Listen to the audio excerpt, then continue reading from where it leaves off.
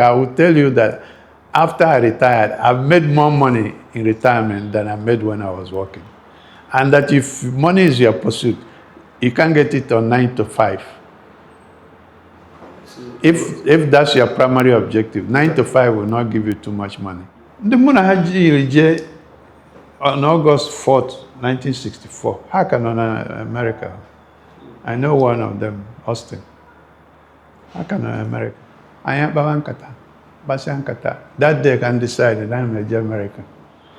I joined America 1964, August 4th, 1964. I have 2 degrees in chemical engineering, BSc and MSc. And out of very good schools, I went to Lafayette College and Carnegie Mellon University. After I finished there, well, my first graduation was 1967. By 1991, April 1, we moved from 11 offices scattered around Lagos to that place now that we call Chevron Estate. Chevron Estate. So I was assigned to do the first gas project in Nigeria. I did it. And to do it, I sent 26 people for training in America. 3 years ahead of the time. By the time we were ready with the design and everything, construction, we recalled them back. If I were to advise the government, I don't think you should retire anybody at 55. Not even at 65. So long as the person is effective, like people opposing you are being promoted because you are from a wrong tribe. Wrong in quotation. But I rose above all that because if you paid attention to that, it will distract you. I went to Yale one time and I said, any one of you who wants to do chemical engineering, I'll pay. The only thing is that up to tomorrow, nobody has chosen to do chemical engineering. When we first went there, myself and the secretary and the driver and the engineer, you could stay there for 2 hours and you will not see one vehicle pass. 2 hours, no vehicle. And if you saw a vehicle at all, it will either be my staff, myself, or the contractor who had project in what do you call side. Now we go there, per second you have about 30 to 40 cars or vehicles. That's the difference.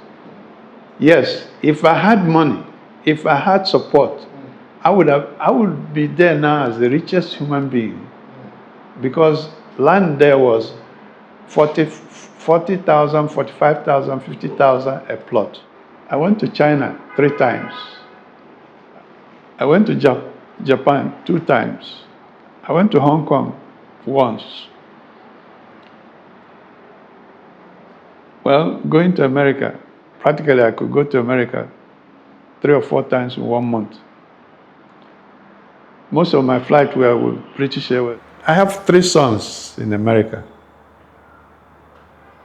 2 are engineers. 1 is in the computer. So anyway, in retirement, I took care of my children. And also my wife started working. My wife worked for 15 years with the American Embassy. I went there. I came back because I went and got what I wanted. I got 3 degrees. I worked and knew about America. I have friends there. I saw my wife there. So all I needed from there, I got it. A little time to go home now. So I came home. My daughter makes oxygen in Nigeria. 7 plants. And she's the country manager. She's not even an engineer. Plant started running. We have to find use for the plant, for the gas. That's when we started the West African gas pipeline. I started it. Hello guys, this is Creative Law TV. Our live and direct in Ikoyi. This is Ikoyi, Lagos. Look around. You know that this is Ikoyi. And we are here to meet Chief Engineer Joe Anyigbo Akusobi, one of Ihiala. So he's an engineer, he's a great man, he's an icon, a living legend. So we're here to meet him so that he'll tell us his life story.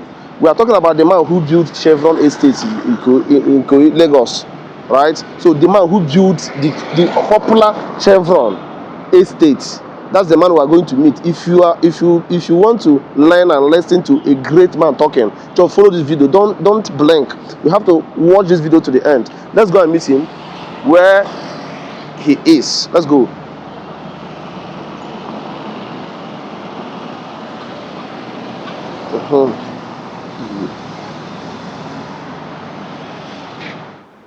Afam bụ Joe Anyigbo, Joe for Josephat. Abụ m onye ụka Katọlik. Afa nna m bụ Anyigbo Ọhanebo. A mụrụ m 1944. My family is a large family. There was a time we were 40-something in our family. Ndị fọdụrụ now bụ ndị ma akpọzi ya ndị ụmụazị ka this January ka ha kpọrọ m sị na mbụ bụ ọkpara bụ onye bụ the oldest person. So in my kindred and lineage, I'm the oldest person living. But before that, were my senior brothers. I'm from Ihala. My village is Umuadobihi. My kindred is Umoswagu, Ihala. My school years, maybe the 1951 or so. 52, my senior brother boy. Before I graduated, he was a school teacher. More about a boy. And I did the entrance exam in 1956 by BSc. Goes here 1961. My school certificate was splendid. The Kuzilian and the Maris brothers. The man, the principal in testimonial. Whenever I read the testimonial, I thank God and I smile. Most of what he said there came to pass, at least 90%. And there in 1959-60, he made me school prefect. 1960, the independence in America, so they to our school. I said I actually address the students. What's an I am hall accommodate students. Three Americans, two men and one lady. I said I need the hall. I football field. So I need no more. I just football field. Hasun run on grass. I ain't there so Hasun run. I am Basankata. That day I can decide that I'm a American. And as it turned out, I was able to I finished the school set, came to Lagos, work for PNT, work for meteorology. None of them, PNT, LH and Pool once, and I am Ali also. So I applied to Federal Science School, got admission, and by a Federal Science School. And I went to Emergency Science School. And I put 12 pounds and 6 pence. Next year, took the GCE advanced level. I passed. School said admission in America. I joined America in 1964, August 4th, 1964. The airline ING were Alitalia, and Alitalia went on strike. I did 256 Africans, about 50-something from Nigeria. The rest came from Ethiopia and everything. We got to Rome.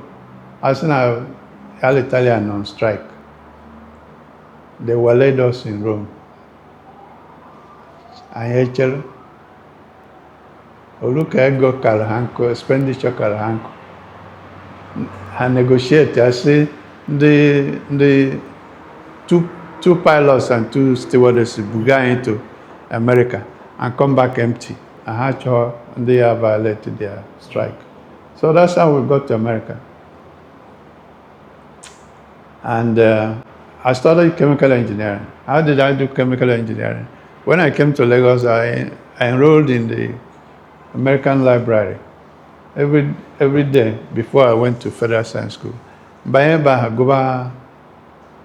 Guba, whatever. Yes, one of the things I did was to read American schools. I read about American schools and about American development from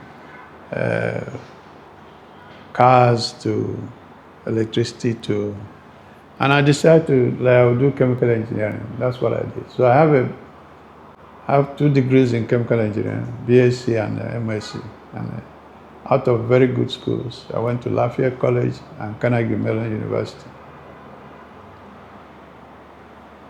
After I finished there, well, my first graduation was 1967. I was to graduate on June 6th. May 31st, Biafra took over. So we waited. As I waited, I went and did master's degree. And then worked for Gulf Oil. That's where Gulf Oil hired me, 1967.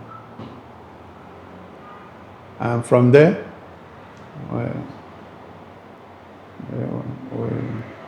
we worked very well. I decided to do master's degree in chemical engineering. So, and after that, I did MBA. And so I worked for Gulf Oil. Relation was good. So when I wanted to come back, around 1970, 71 now, the man who was country manager for Gulf Oil in Nigeria said to me, "We saw your application. Don't take any other job until you hear from us." And they recommended that I be sent to Nigeria. Well, when my papers got to Nigeria, the people in Lagos here, who were largely Yorubas, about 70-something%, they refused my return. So the same man told me, he said, "If you want to work for Gulf, we'll find you another job in America." So they found me a job in Houston. And I moved down to Houston in 1971 after doing the MBA. I worked in Houston from 71 to 1982. 1982, I decided I must come back to Nigeria because I didn't want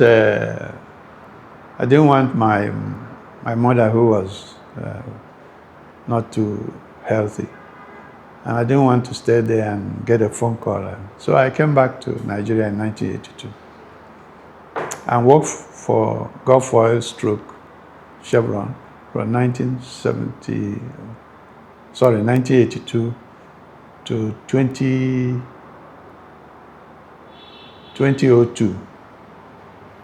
June 31st, I retired because they said I reached retirement age. Not that I was tired, but I reached retirement age. So it was an interesting experience. I went through some experiences that weren't so good, like people opposing you are being promoted because you are from a wrong tribe. Wrong in quotation. But I rose above all that because if you paid attention to that, it would distract you. And so when I protested about being placed on a lower job that I had in America. And the job was given to a white man from UK. So when it was time to renew his visa, NNPC said, no, we know that you have somebody who can do that job. His name is Joe Anyigbo, go and use him. So they came back and refused to renew the man's visa. And the man moved back to UK. And I was given a job as manager. I first was manager in 1975 in Houston. So I recovered my grade level. And I was in charge of planning. So they called me and said, well, you are the only engineer in our group and know anything about oil and gas. But we need an office. So that's when they assigned me to do the office. And we got the office done. By 1991, April 1, we moved from 11 offices scattered around Lagos to that place now that we call Chevron Estate. Chevron Estate. When I finished that, by April 1991, the emphasis in America changed into gas. And we were assigned that we were one of the gas regions of the world, wealthy gas regions, and that we should start exploring gas projects. So I was assigned to do the first gas project in Nigeria. I did it. And to do it, I sent 26 people for training in America, 3 years ahead of the time. By the time we were ready with the design and everything, construction, we recalled them back, and they took charge of gas production. So much so that an expatriate that visited the plant, I took him to give him an idea of what we have done. When we came out of the control room, he scratched his head and he says, well, I have a question for you. He said, I noticed you don't have any white person or any expatriate in your group. I said, yes. He said, how did you do that? I said, we trained them. We trained them ahead of time. And they worked in plants in Houston, New Orleans, West Texas. So when they came back, they were comfortable and they're running the plant. He said to me, I wonder why Shell hasn't done that. I said, I can't answer that. I'm done. You could talk to Shell. He happened to be the Shell MD. Anyway, so we did the gas project. Run the plant. Gas usually comes with oil. When it comes, you have to control it because it's under pressure. Reduce the pressure, then you take the gas, move it into gas plant so you can clean it and make it quality. And then shoot it into a pipeline which will deliver it to where you use it, either in the industry or in household. Okay, so the plant started running. We have to find use for the plant, for the gas. That's when we started the West African gas pipeline. I started it. Yes. And when I started it, I had to go and drum up interest. And one of the interest people was a Ghana president. We made them understand that generating power through water by hydroelectricity is okay, but it's not the best, because if your water dries up, your electricity will be gone. So they got interested, and that was the time of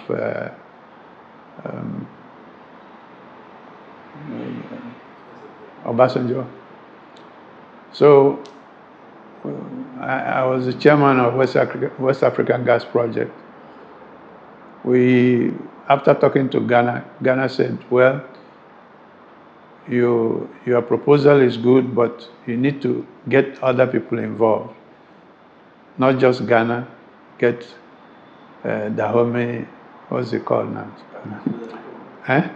Benin Republic and others, so that it doesn't look like it's an arrangement between Chevron and Gulf and Ghana. So anyway, I had to travel around all those countries and get them interested.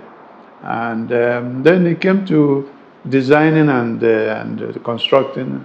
Ghana said they want 25% of the project, but when it was time to pay, they couldn't pay because they didn't have the money. Interestingly, Obasanjo was very magnanimous, and he gave them the first 80 million. Whether he collected it back, I cannot tell you. Yes, but that's how we started the project.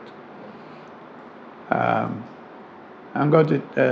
Well, before we could get it started to operating, they said I was too old to. I reached the retirement age, so I was retired. But the project got on. That's how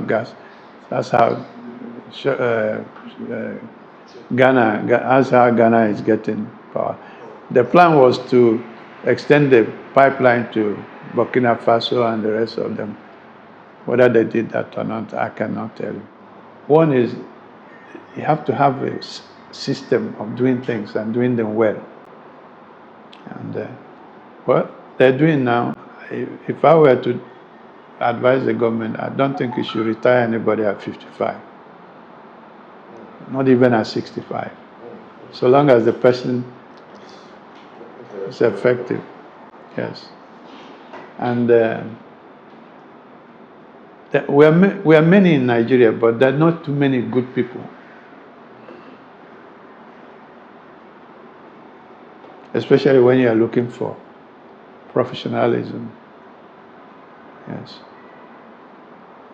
But Chevron is doing well. In fact, one of the stories I like to tell about the estate is that when I was designing the estate, when we were talking with consultants and all, we discussed about making provision for expansion. So I went to the MD and suggested that we give 50% expansion provision. He said, why? I said, because we may grow. He said, no, can't do that. Oil business is going down. Well, we grew. It turned out we grew through gas, not through oil. But he refused this 50%. When he got criticized, he came back to me and said, okay, you can provide 15% for expansion.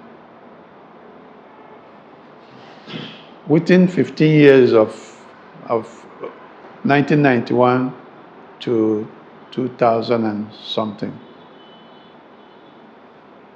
Chevron built a second office that's next, parallel to the one I built because of expansion.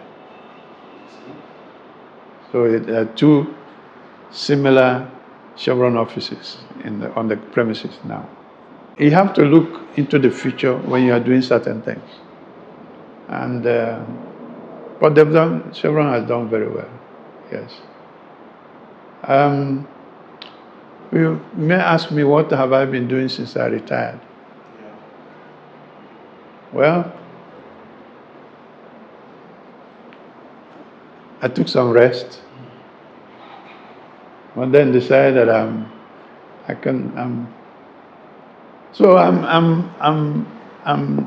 doing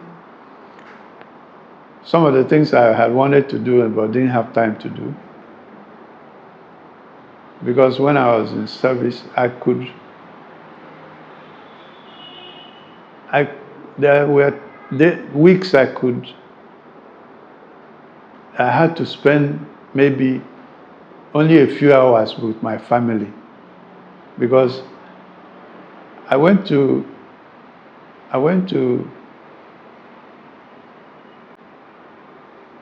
China 3 times.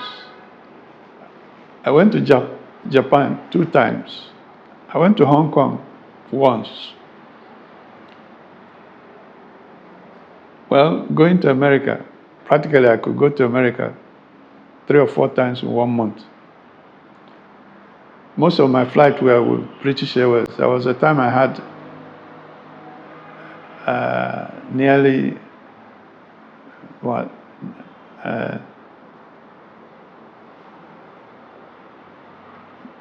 900 and something thousand miles. And they gave me extra mileage. And I was enjoying. I didn't know that the thing disappeared. So next time I could call them they say half of it. I said, but I traveled a lot. So much so that one morning, well, my son has gone, the last son had gone to sleep. The following morning, he dressed himself to go to school. And I dressed myself and carried my briefcase as well. I was going downstairs. He saw me as he's coming up. He said, "Daddy, are you traveling again?" I said, "Yes." He said, "Wow. When do we see you?" I said, well, I sat him down. I said, "Don't worry, very soon I'll retire." So anyway, in retirement, I took care of my children. And also my wife started working. My wife worked for 15 years with the American Embassy and retired. I also started making money because when I came to Nigeria, they told me I'd been a Nigerian that I wouldn't be paid in dollars. I was hired in dollars. They said the rules don't allow them paying dollars. So they paid me in naira. But anyway, before I could do the final goodbye, forgotten what happened. I think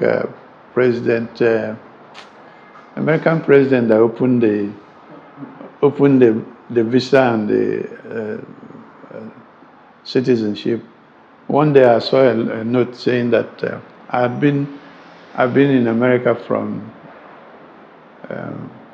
I've had a green card since 1970. That if I wanted passport citizenship, I could apply. I applied and they gave me. So I'm a dual citizen. And it gave me a chance to continue some of the projects I was doing in America. Also, I am on the board of about 4 or 5 companies. One being an engineering company, which we founded, myself and 2 other guys with Rhett Adams. So we still do some consulting. There's one called Multinational Technologies. I'm on their board. There's one called Pharma-Deko Pharmaceuticals. I'm on their board. They're not doing as well, but myself and Chikolba on the board.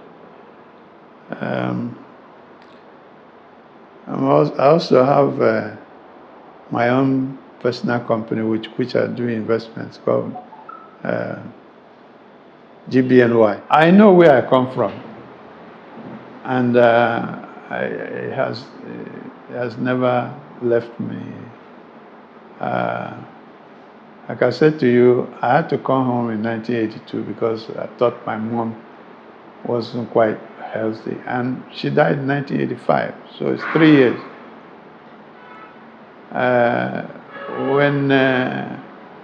When she was going through the pain, I used to visit home. I took loan from the company when the company gave us loan to build our own house rather than company renting. I built mine in my village, and one of the tribalistic people said, "Why did you go and build your house in the village? You should build it a place of work." I said, "Sorry, you gave me a loan, I collateralize it with my salary, I will pay you. What I do with the loan is none of your business." And when I was building the house, I would go home because sometimes I took people from here. And when that time my mother was still alive, she would come out when she hears the sound of the car and then look around. And after looking around, if it was just me and contractors, she would ask me, where is your wife? Where is the children? Oh, so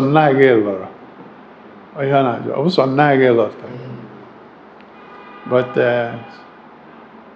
we enjoyed her for 3 years. Right now I am building warehouses in Ihala. Building warehouses? Yes. Warehouses for what? For space and for whoever wants it. I'm not stocking it with goods yet. I'm building them. So that people can rent it or use it? For space. So this is exactly what I mean. At least you are remembering home. Well, I said to you that I know where I come from. I don't think I need anybody to tell me that. So okay. Yeah, sorry.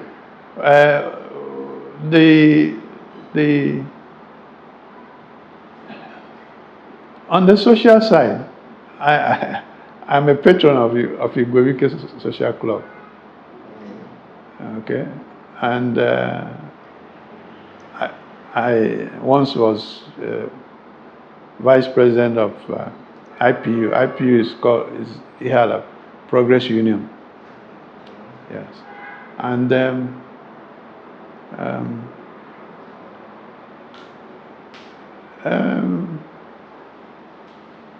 in rank, I'm an Ichie. I'm Ichie Akusobi. That's my title. Yes, and we have. EAL has, we have very good system in EAL. In the chieftaincy has had some hiccups, but I think peace has come back, and so the town is. We still have problem with a governor and some people who are causing problems. There's some of us who have gotten all kinds of threats. There was a time some people said that I must bring 20 million, otherwise they cut my head off.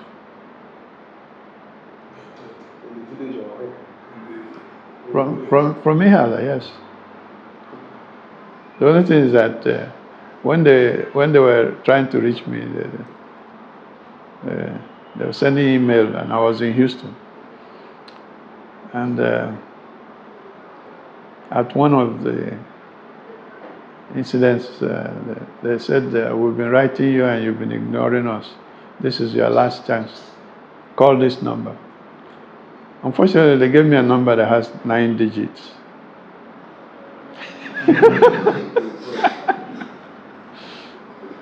So that took care of it. Well, I did as many as I could, and I would have preferred that it was 10 times the volume, but there's some. There's Ike in Shell that works for Shell. They are not just Ihala, but because I went to Ihala one time and I said, any one of you who wants to do chemical engineering, I'll pay. The only thing is that up to tomorrow, nobody has chosen to do chemical engineering. Well, I don't dictate for them. What I do is I give them the thought process you have to go through to decide what you want to do with your life. And because it's a lot easier when you find what you want to do, what you're interested in doing. So I talk to them to decide what they want. Like I told you, I was in a football field talking to 3 Americans when I decided I would go to America. And I made sure that I kept that, because that's what gives you what gives you what you want. Yes. Okay. So that's Chevron. I mean the Lekki. What is the Lekki, yes, yeah, complex. So you say, are you the one who designed? I was the project director. Okay. Okay, I took care of both the design, the building, even the furniture we put there. So the roads, a pair or one expressway, so. Ekpe Expressway. Now, before we even got to that site, I told you they were having a certain amount put in the budget to build office, but nobody did anything. So I had to first decide, where do we locate this office? We picked 3 locations. One is, we picked 3 axes. One was Lagos Ibadan Expressway. Second was Lagos Festac side. Was that boundary? Boundary, what's the boundary? Anyway, you know the boundary with, yeah. No, beyond it, the town that is at the end, that has a boundary. No. Anyway, that axis. The other axis is the Lagos Ekpe axis. We chose the Lagos Ekpe axis. Okay? Under Chevron, when the project you have has a certain amount, certain level, the corporate worldwide Chevron president must approve it.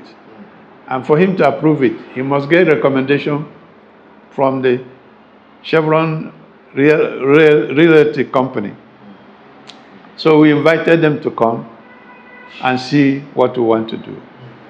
They came, I put them in helicopter and showed them around the possible. And at the end I asked them, okay, which do you guys recommend? He said, no, which one do you want? I said, I want Ekpe axis. And so they said, okay, they will write their report. I said, but give me an idea. He said, well, we think you have the right ideas, but you may have a problem which you have to solve. And I said, what kind? He said, you have an ingress and egress problem. So I said, please reduce it to me in ordinary man's person. But my understanding is that we're going to have traffic problems. Damn right, we're going to have traffic problems. So even before they build this, they know that there will be a traffic this side. Yes, sir. But they said you are instrumental in Lagos State government expanding road from Victoria Island to Lekki axis for children education from Broad Street, Lagos to Lekki. Yes, we moved from 11 office locations to that Lekki. We used to have people and their operations in 11 offices.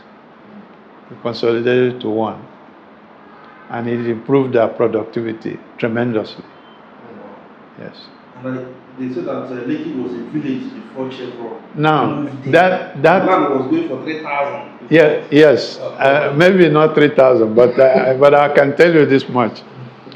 There was a roundabout where Chevron is. Yes. Kilometer 19.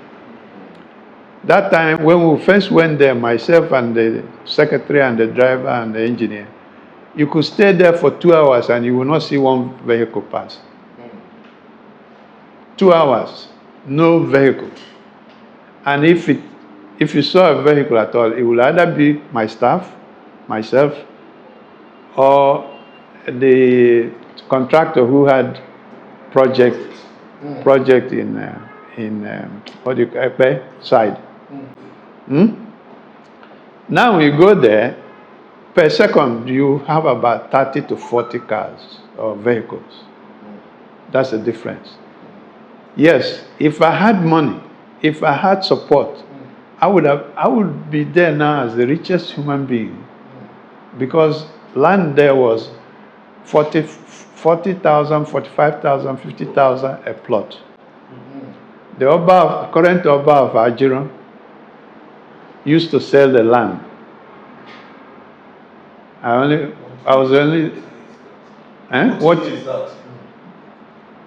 1980X, 80, 86, 87, 88, 89. Even now, well, okay, that time, yes. I will give you a story. I don't know whether you know Falamo Church. There's a 7 or 8 story building on that. Okay. Yeah? The manager of that company that owned it that time came to see me 3 times to tell me that they had land opposite Chevron that they wanted to sell. I went to 3 managing directors to try and buy that land. Only the 3rd one said yes. The guy came to me, he said, and it's like 204 hectares of land. But the first guy said to me, oh, I told you to build a gas project. I didn't tell you to buy it. The second guy says, well, it sounds good, but we don't have the money. The 3rd guy says, we don't have the money, but we can get pension plan to buy it. It's too good to lose. So it's too good to lose. It's called now Twin Lakes. When they want to sell, the contract was awarded to contractor who built the roads and blah, blah, blah, and everything. Now, you can't get any plot there for less than 100 million. It's impossible. Per plot. Yes. So the statement is virtually correct. Okay. So Yes. you said at the time of retirement, you are the highest ranking black person in an international oil company in the world before retirement. I told you about that. How to it? I don't know how to blow my horn. Look, the people hear this. All I can do is I'll find and give you an annual magazine of Chevron. Okay, Chevron Worldwide. Huh? And you go to a certain page there and you see my picture and what I had to say at that time. Okay? Yes. Okay. So, which kind of awards have you received? You said that you received Nigerian National Merit Award for contributing to oil industry. Yes. I also have NNOP, Nigerian National Merit, NNMOP Merit Award, given to me by Mr. Obasanjo. Time, okay, and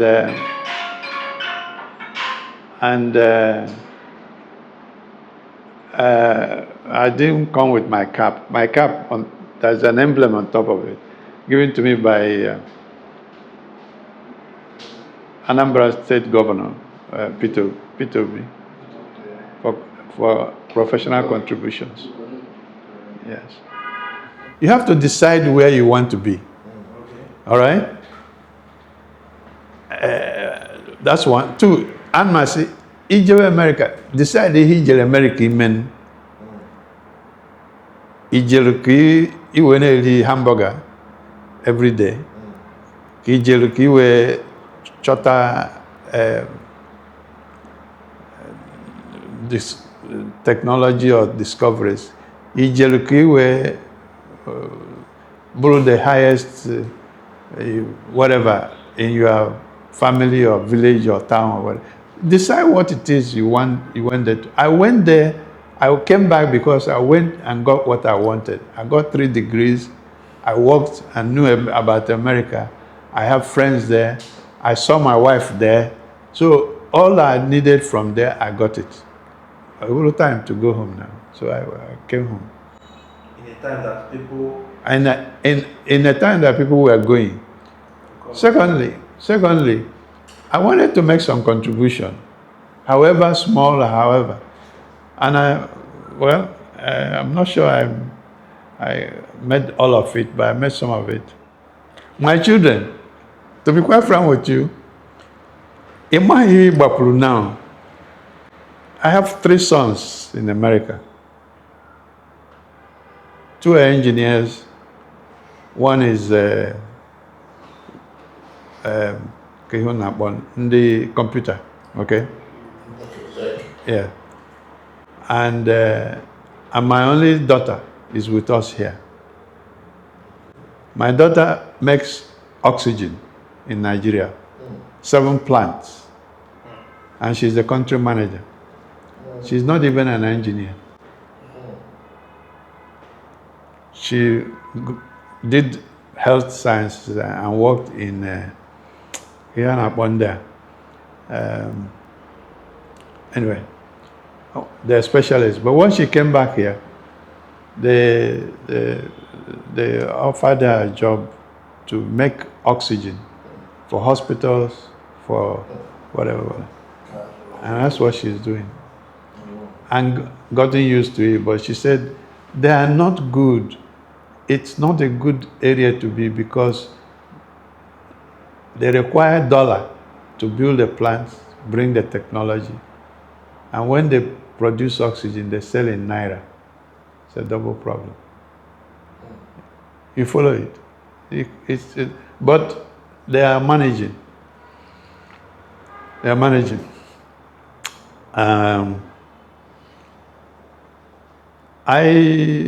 He met my requirement. I told you that when I saw those 2 gentlemen and the lady that came to talk to me in the high school, and I was impressed by I decided I would go to America to learn something, and hopefully, if I had stayed, I would have probably made more money, yes, because I was hired on dollar payroll. But when I came to Nigeria, they changed it. But I wouldn't have been as happy because the Munahaji on August 4th, 1964. How can America? I know one of them, Austin. How can America? If Austin used to smoke, in fact, I'm sure he's still smoking.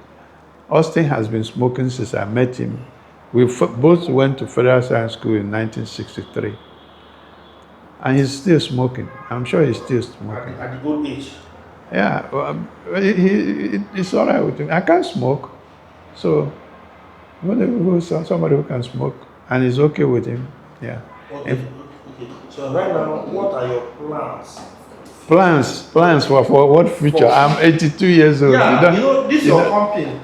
This your, all these your shares, your companies, well, so like what are your plans for it to keep running? Or is it when after you live your life and you are not there again, it will just maybe your children will sell it or will share it or whatever? And this man must like to do too many things in a shortest time.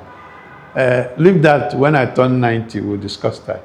Okay. For anybody, find what it is that you like to do and do it. That's for anybody. It doesn't have to be. It doesn't even have to be only Nigerian youth. It doesn't have to be Igbo. It doesn't have to. Find what you like to do, and it's part of your well-being. And put your mind to it. You get it when you be successful. Okay. Coming to like quick money, what do we tell them? Quick money. Quick money, and I've tried to find out which one is worse than the other. Quick money or easy money? The two are together. Well, I don't want. I have a way goes on. Okay, it's easiest said in Igbo language. I have a way goes on. One is that I don't know. I don't like to quote Bibles, but I'm sure if you go and read the Bible, it will tell you that there's something wrong with pursuing money as your primary objective. You pursue service or you pursue something you like to do. In the process, you make money. That's the best solution. I'm not saying you don't make money. In fact, I will tell you that after I retired, I've made more money in retirement than I made when I was working. And that if money is your pursuit, you can't get it on 9 to 5. If that's your primary objective, 9 to 5 will not give you too much money. You render service for money. Yes, I rather pursue. I do my service, and in the process, I make money. I hope I make money because it's my objective, but it's not the number one.